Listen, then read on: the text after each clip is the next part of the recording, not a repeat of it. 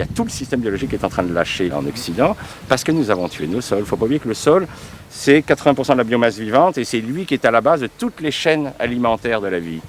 Et c'est ça qu'il faut remettre debout. C'est pour ça qu'il faut arrêter de labourer et reprotéger les terres sous la végétation. Ça fait 10 000 ans que l'homme travaille la terre. Ça fait 10 000 ans qu'il ne s'est pas posé la question pourquoi il y a des mauvaises herbes chaque fois qu'il tripatouille la terre.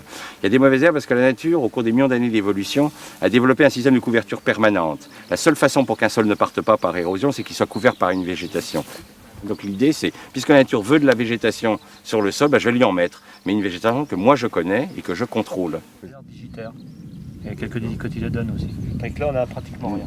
Ce qui fait que l'herbicide, on est... Donc le trèfle a été tué, trèfle est sec.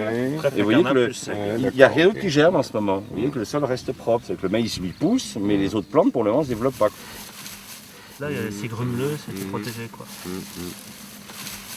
Et si on regarde, on a travaillé le sol, on a plein de plantes comme ça, c'est un tapis de plantes comme ça qui est levé. Et ici, on en a qu'une par-ci par-là, donc qui ne va même pas se développer, quoi. Ouais, donc ça évite un passage d'herbicide, quoi.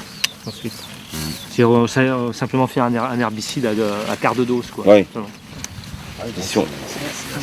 C'est très économique après. Hein. C'est très...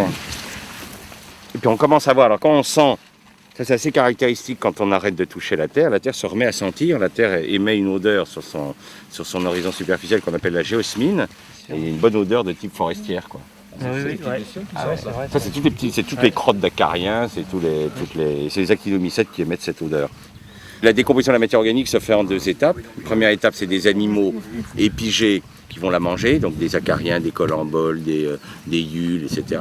Ils vont faire des crottes. Et sur ces crottes, donc c'est en fait de la matière organique réduite en éléments très très petits, les champignons, les bactéries et les actinomycètes vont attaquer.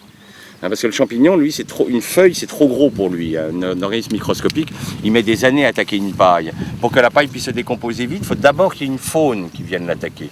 Et lui, le microbe, il attaquera les excréments de la faune. C'est-à-dire qu'en fait, la faune sert de broyeur primaire, en quelque sorte. Et vous avez enfin une faune anécique, les grands vers de terre, les lombriques que tout le monde connaît, qui font des galeries verticales et qui mettent en relation l'aération du fond avec l'aération de surface, qui vont donc, eux, mélanger la terre.